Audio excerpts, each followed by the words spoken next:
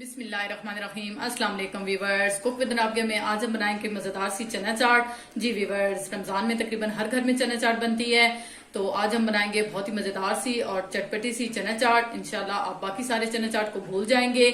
तो आइए स्टार्ट करते हैं। जी वीवर्स, सबसे पहले हम ब्लेंडर में डालेंगे ये 1 कप मेरे पास है इमली का पल्प, ये हम डाल देंगे। और इसके साथ हम डालेंगे ये मेरे पास थोड़े से पुदीने के पत्ते हैं और थोड़ा सा हरा धनिया मोटा मोटा कट किया हुआ, ये हम इसमें डाल देंगे। थोड़े से हम डालेंगे पुदीने के पत्ते और इसका हम अच्छे से पेस्ट बना लेंगे।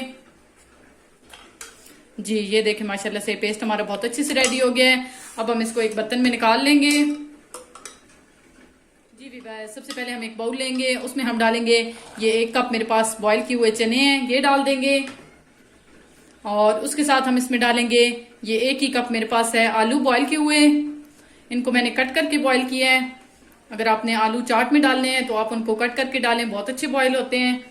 और उसके साथ ये एक मीडियम साइज का प्याज था, इसको मैंने बिल्कुल बारीक बारीक चॉप कर लिया है, ये डाल देंगे।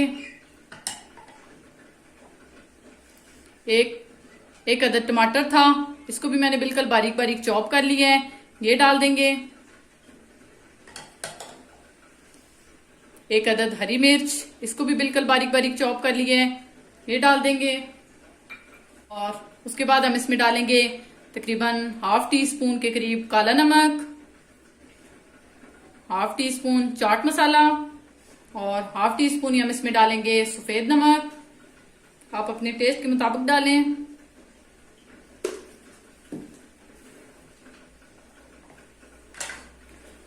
सारी चीजें डाल के इसको हम अच्छे से मिक्स कर लेंगे।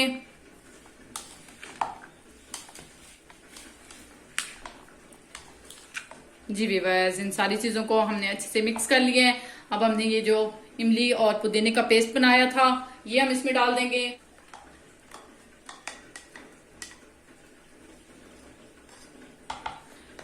ये डाल के इसको हम अच्छे से मिक्स कर लेंगे।